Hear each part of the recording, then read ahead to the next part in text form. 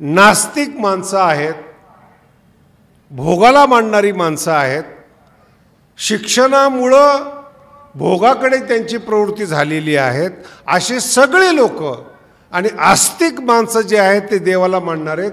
या सगळ्यांना चमत्कार वाटेल असं या अभंगात तुकोबाराय वर्णन करतात. तुकोबाराय या अभंगामध्ये भगवंताचं वर्णन करत नाहीत. या अभंगामध्ये जगातला जो बलवान आहे ना, प्रत्येक माणसाला झोपवणारा, प्रत्येक माणसाच्या कानाखाली मारणारा तो काळ आहे. देवाला माना न माना तुमच्या मर्जीचा प्रश्न आहे. तुम्ही कोण आहात, तुम्ही किती शिकलेले आहात, तुम्ही धनवान आहात, हा छोटा विषय आहे. पण काळ असा आहे, न्यायशास्त्रामध्ये सूत्र आहेत, जन्यानाम जनकः कालः. जगात जेवढे पदार्थ जन्माला येतात त्याचा मालक, पुन्हा सांगतो, मालक काळ असतो, देव नसतो मालक. त्याचा मालक काळ असतो. म्हणून आपलं वय सांगावं लागतं. वय सांगणं म्हणजे काळाची जाणीव करून देणे. विठ्ठल विठ्ठल. आणि हा काळ असा आहे, प्रत्येक, जसं लहान मुलाला कळत नाही, हा त्याचा काळ आहे. लक्षात येते? लहान मुलाला कळत नाही, आपण म्हणतो त्याला कळणार नाही, वय लहान आहेत. वय शब्दाचा अर्थ आहे काळ. कळत नाही त्याला, कळण्याचा काळ, मूर्खपणाचा काळ, किशोरावस्था. अभ्यास करायच्या वेळेस अभ्यास करत नाही, सुचत नाही. आणि ज्याने ज्यांनी काळाचा दुरुपयोग केलेला आहे या जगामध्ये, काळाने त्याला धूळ चारलेली आहे. ईश्वर लांब आहे. भगवंताचा, संतांचा आजचा विषयच नाही. आजचा विषय आहे काळाचा. काळ काय करू शकतो, किती ताकद आहे काळामध्ये. या अभंगाची ताकद आहे. संत देखील काळ बनवतो, देव देखील काळ देवाची भेट घालून देतो. आणि या जगात सगळ्यात मोठा दाता असेल तर तो काळ आहे. शेवटच्या चरणात सांगतात, तुका म्हणे मंगळाता, तुका म्हणे मंगळाता,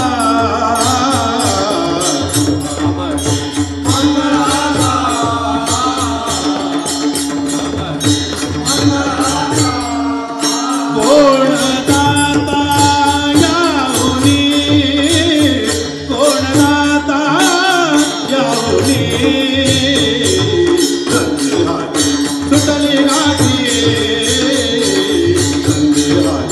सुटली गाठी, कोण दाता याहुनी, कोण दाता याहुनी,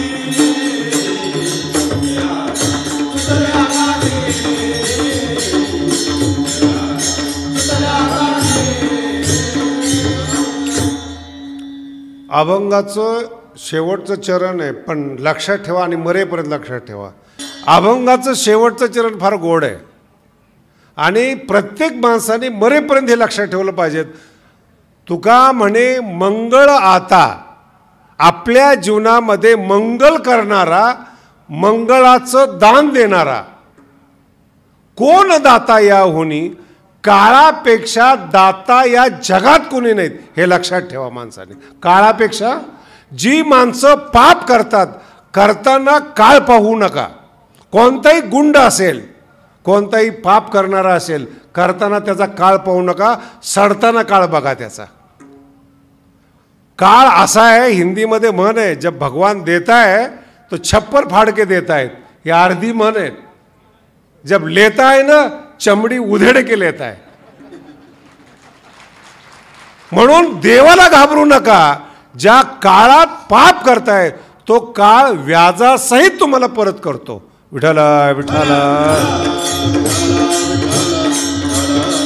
पाप आहे ते, उगवतंय ते, आणि उगवणारा काळ आहे. आणि या जगात कुणाचीही अशी शक्ती नाही, किती मोठं विज्ञान असू द्या, झाडाला जन्माला घालू शकत नाही. तुम्ही जे सगळे शेतकरी ना, पीक जन्माला आणू शकत नाहीत, कंडिशन तयार करताय. तुमच्या हातात फक्त एवढंच आहे, जमीन साफ करणं आणि बीज लावणं, पाणी देणं याच्यापेक्षा काय नाही उगवलं बीज, कोणावर केस करणार आहेत?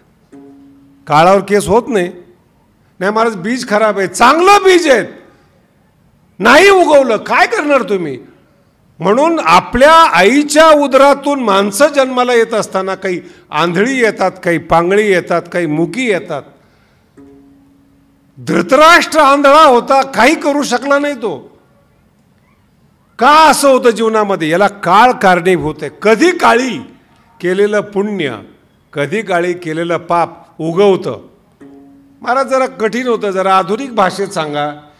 कॉलेजच्या टायमाला जी लोक अभ्यास करतात, कॉलेजमध्ये मजा न मारता लायब्ररीमध्ये जे जातात, ती UPC पास होऊन एका राज्याचे मुख्यमंत्री होतात, ते सेक्रेटरी, एका जिल्ह्याचे कलेक्टर होतात, ताब्यात असतो त्यांचा. 12 तास अभ्यास करतात. अभ्यास करायच्या वेळेस कळलं ना काळ, आणि वेळेचा जो दुरुपयोग करतो त्याला चपराशीची नोकरी लागत नाही. ही सुद्धा वेळच आहे. एकाच कॉलेजमध्ये कलेक्टर शिकतो, एकाच कॉलेजमध्ये शिपाई शिकतो. काळाचा दुरुपयोग केला, काळाचा सदुपयोग केला नाही, म्हणून जीवन बर्बाद झालं. देव कारणीभूत नाही याला, हा अभंग आहे.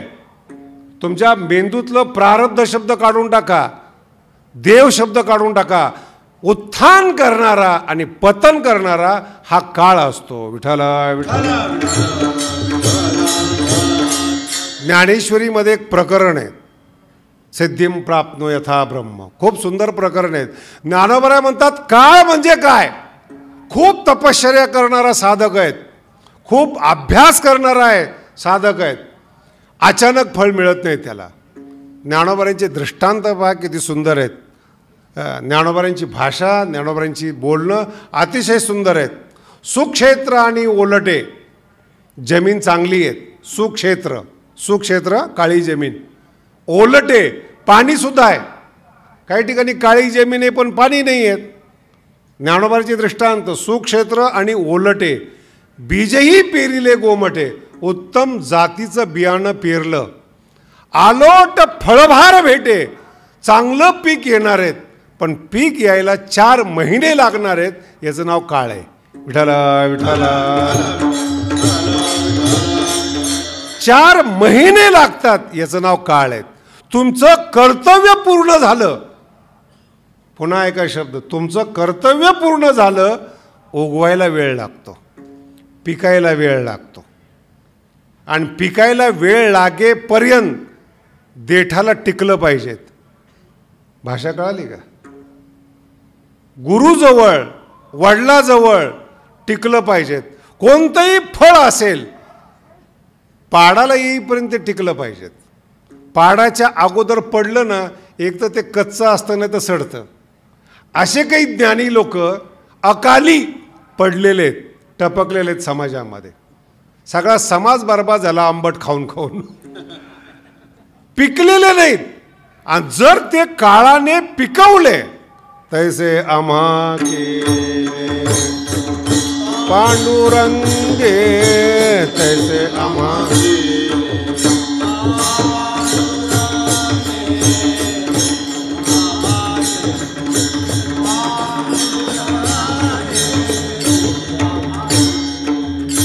पिकलिया सेंद कडूपण गेले. पिकलिया सेंद कडूपण गेले.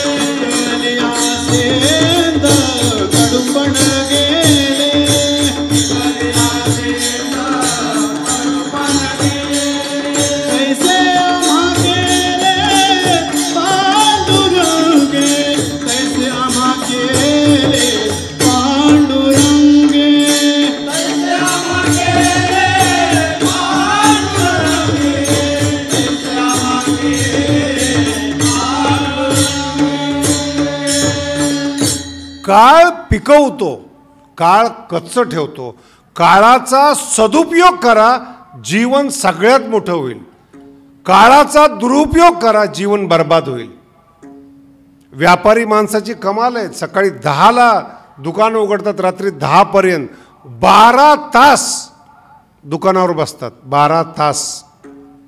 आणि मग जाऊन त्यांच्या गल्ल्यामध्ये पैसा येतो. याला म्हणतात काळ कुठं वापरला त्याचा उपयोग आहे हा. अभ्यास करणारा 12-12 तास एक दिवस नाही करता, 10-5 वर्ष 12-12 तास अभ्यास करतो, तो काळ पिकतो त्याचा, तो काळ दान करतो त्याला. वर्तमान काळातली मुलं पहा, चावडीवर उभं राहतात, कॉलेजच्या दरवाजावर उभं राहतात, तोंडामध्ये गुटखा खातात. काळ आत्ता चांगला आहे, शरीर तरुण आहे, काळाने त्याला तरुण केलेलं आहे. काळाचा दुरुपयोग करा, बरं वाटतं, माझा बोलण्याचा अर्थ लक्षात ठेवा, पण पुढचं आयुष्य बर्बाद होतं.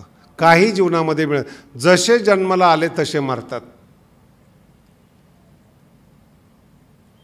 एक म्हातारा माणूस होता, त्या काळात रामायणाची सिरियल चालू होती. मी एका ठिकाणी बसलो होतो आणि मुलं रामायण पाहत होते. माझा मुद्दा कळून घ्या, मुलं रामायण पाहत होते. जे म्हातारं होतं ना, ते पीत पीत आलं होतं रामायणाच्या काळामध्ये, पोराला शोधत. मुलं रामायण पाहत होते. त्यांनी पाहिलं काय चाललंय, रामायण. मुलं कुठे आहेत माझे, रामायण पाहतात. छान, त्यांना कळलं पाहिजे बापाला कसं सांभाळायचं. केवढा मोठा रामायणाचा अर्थ काढलाय. आणि दशरथाची अवलाद कसं सांभाळतील. आणि त्याच्या पुढं जाऊन सांगतो, तुम्हाला माणसं कंटाळली नाही पाहिजेत. पुन्हा बोलाय, तुम्हाला माणसं कंटाळली नाही पाहिजेत. जर कंटाळत असेल तर काळाने तुमची प्रकृती तशी बनवली. काही काही माणसं आहेत,